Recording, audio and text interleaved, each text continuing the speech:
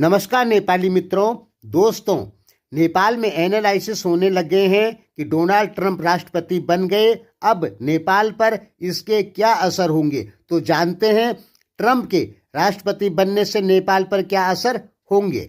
सबसे पहले ये जानिए कि ट्रंप अब चीन के ऊपर उग्र हो जाएंगे, और जब ट्रंप चीन के ऊपर उग्र हो जाएंगे तो इसका संबंध सीधे असर नेपाल पे भी कहीं ना कहीं बहुत ज़्यादा पड़ेगा, क्योंकि नेपाल चाइना पड़ोसी देश हैं। यानी अब नेपाल में अमेरिका और चीन की टक्कर भी बढ़ सकती है। वैसे अमेरिका चाइना भारत की टक्कर नेपाल में चल ही रही है, लेकिन अब ये ज़्यादा बढ़ सकती है, क्योंकि ट्रंप पूरी ताकत लगा देंगे नेपाल से चाइना का असर खत्म करने के लिए। हालांकि ट्रंप ऐसा नहीं कर पाएंगे, लेकिन कुछ कम जरूर कर सकते हैं। इसलिए नेपाल में अमेरिका और चीन की जो टक्कर चल रही है वो तेज हो सकती है, क्योंकि ट्रंप हर देश से चीन का प्रभाव समाप्त करने की कोशिश करेंगे। ट्रंप का एकमात्र निशाना है चाइना। रूस जो है, रूस के प्रति ट्रंप नरम है, पुतिन के प्रति ट्रंप नरम है। यदि ट्रंप राष्ट्रपति होते तो यूक्रेन रशिया में वार होती ही नहीं, और यूक्रेन रशिया में वार नहीं होती तो मिडिल ईस्ट में ईरान, हिजबुल्लाह, हमास, इजराइल का संघर्ष नहीं होता। कह सकते हैं कि बाइडेन की कुछ गलत नीतियों के कारण यूक्रेन रशिया वार शुरू हुई और मिडिल ईस्ट में इजराइल ईरान संघर्ष शुरू हुआ। रूस और अमेरिका में कोई दुश्मनाई की बात है ही नहीं। रूस केवल $2 ट्रिलियन की इकोनॉमी है और अमेरिका $27 ट्रिलियन की इकोनॉमी है।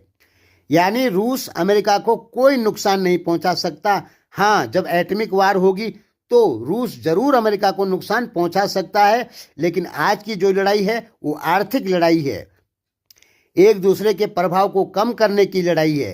हथियारों की लड़ाई बहुत कम हो चुकी है। यानी अब परमाणु बम का इस्तेमाल करना लगभग संभव नहीं है। तो परमाणु वार से अमेरिका को खतरा हो सकता है रूस के एटम बम से। बाकी रूस से अमेरिका को कोई खतरा नहीं, बल्कि रूस को ही खतरा है अमेरिका से। तो ये जो ट्रंप हैं, ये रूस के प्रति उदार नीतियों का पालन करते हैं।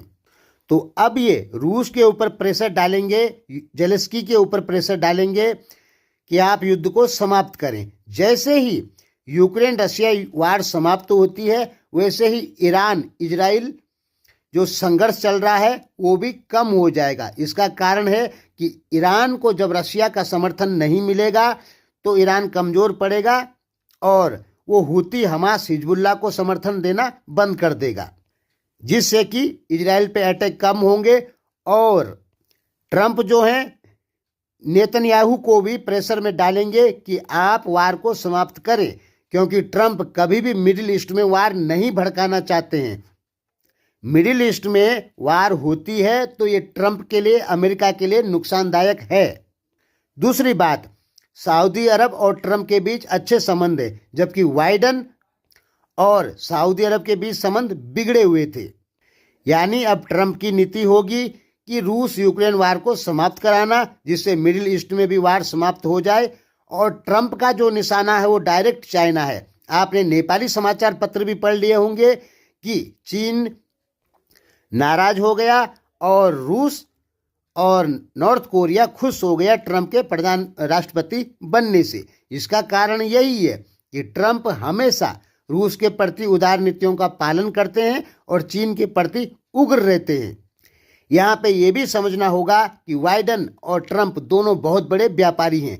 बाइडेन का व्यापार ज़्यादा से ज़्यादा चाइना में है, बाइडेन के लड़के का व्यापार भी चाइना में है, लेकिन ट्रंप का व्यापार भारत में है। भारत में ट्रंप ने बड़े बड़े फ्लैट बना रखे हैं, एक एक फ्लैट 6-6 करोड़ रुपए का बिकता है। तो स्वाभाविक ट्रंप जो है वो भारत को मित्र मानते हैं, क्योंकि उनको व्यापार भी वहां से मिलता है।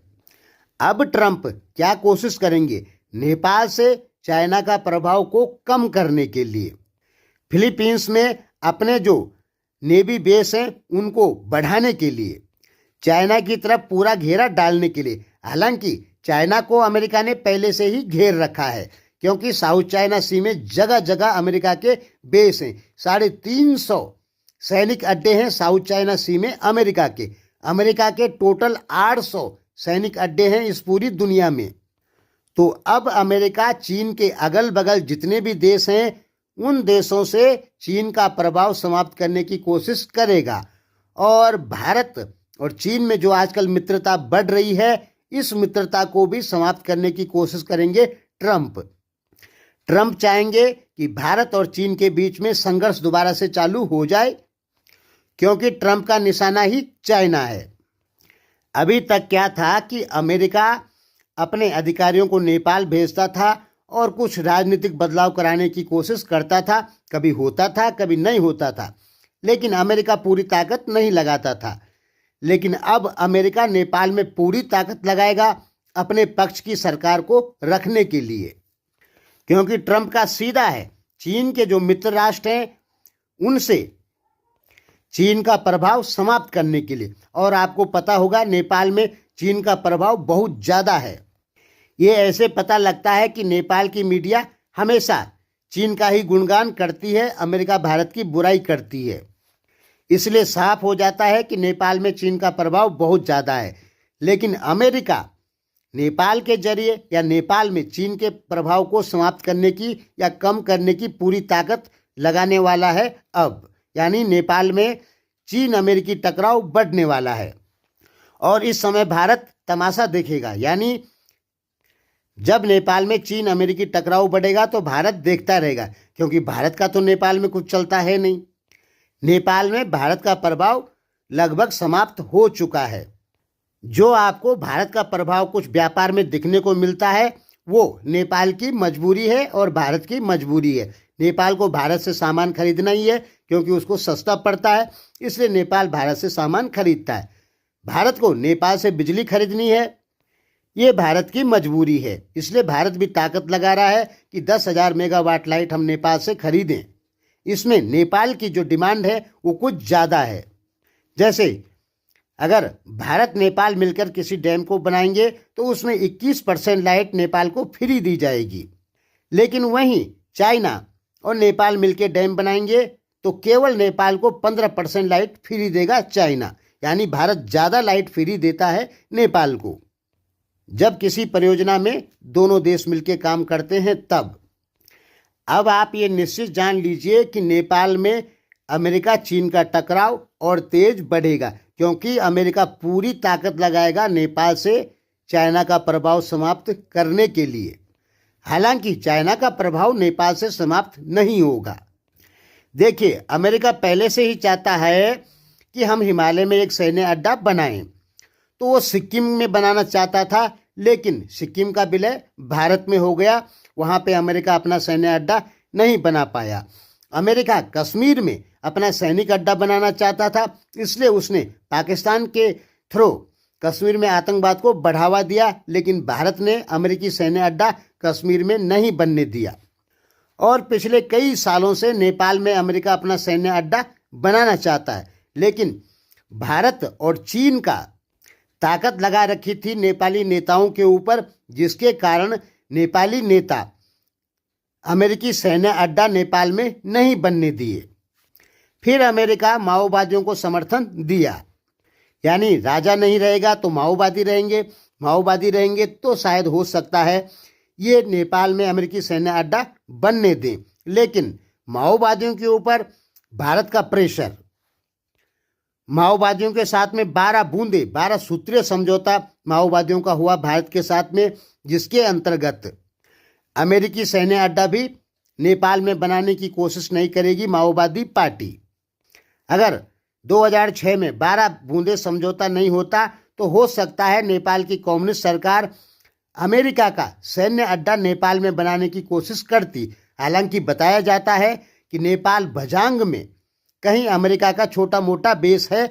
हालांकि ये नेपाली विश्लेषक केवल भरत दाहाल कहते हैं, और भरत दाहाल झूठ बहुत ज़्यादा बोलते हैं। नेपाली लोग सोचते हैं कि भरत दाहाल जी झूठ नहीं बोलते, लेकिन जब नेपाली लोग भरत दाहाल जी की बात सुनेंगे और दुनिया को देखेंगे तब नेपालियों को पता लगेगा कि भरत दाहाल जी झूठ बोलते हैं। एग्जाम्पल फॉर जैसे भरत दाहाल जी ने कहा कि अब रूस जापान को इकोनॉमी में पीछे छोड़ने वाला है। रूस कभी भी जापान को इकोनॉमी में पीछे नहीं छोड़ सकता, चाहे रूस कितनी भी ताकत लगा दे। जापान की इकोनॉमी $4.5 ट्रिलियन, रूस की $2 ट्रिलियन।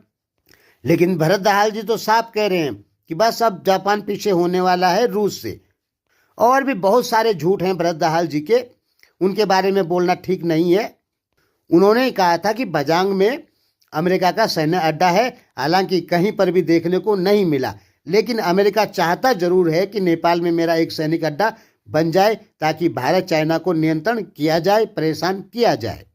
और ट्रंप आएंगे तो इन नीतियों का उग्रता से पालन करेंगे और साउथ एशिया में अमेरिकी बेसों को मजबूत करने की बहुत ताकत लगाएंगे और कुछ और बेस खोलने की ताकत लगाएंगे, क्योंकि उन्हें ट्रंप को हर हाल में चाइना को अपने कब्जे में लेना है, यानी हम जैसे कहें वैसा चाइना करे। अब हो सकता है अमेरिकी अनुदान नेपाल के लिए बढ़ जाए, क्योंकि अमेरिका का सिद्धांत है कि पहले प्यार से मनाओ, पैसा देके किसी देश के नेताओं को अपनी तरफ करो, जैसे चाइना करता है। चाइना का तो चेक बुक डिप्लोमेसी है, सीधे नेताओं को चेक पकड़ा दो, भाई हमारे पक्ष में ये काम होना चाहिए। वैसे ही अमेरिका की नीति है। भारत की ये नीति नहीं है, क्योंकि भारत के पास पैसा नहीं है। चीन के पास पैसा है, अमेरिका के पास पैसा है। लेकिन यहाँ पे एक अच्छी बात है कि अमेरिका जो पैसा देता है वो चेक बुक डिप्लोमेसी के तहत नहीं देता है, वो अनुदान स्वरूप देता है और देश में विकास कामों के लिए देता है। चाइना जो है वो डायरेक्ट नेताओं को ही पैसा दे देता है और वो पैसा देश के विकास में नहीं लग पाता। तो ट्रंप के राष्ट्रपति बनने से आने वाले 2, 4, 5 महीने में यूक्रेन रशिया वार समाप्त भी हो सकती है। मिडिल ईस्ट में ईरान इजराइल संघर्ष कम हो सकता है और साउथ चाइना सी में टेंशन बढ़ सकता है, इसकी पूरी संभावना है। और नेपाल में चीन अमेरिका की टक्कर बढ़ सकती है और भारत में या भारत को फिर चीन से लड़ाने की कोशिश करेगा अमेरिका। हालांकि भारत कभी अमेरिका के कहने पे नहीं चलता। अगर चीन सीमाओं पे आगे नहीं बढ़ता है तो भारत और चाइना का संघर्ष नहीं होगा। धन्यवाद।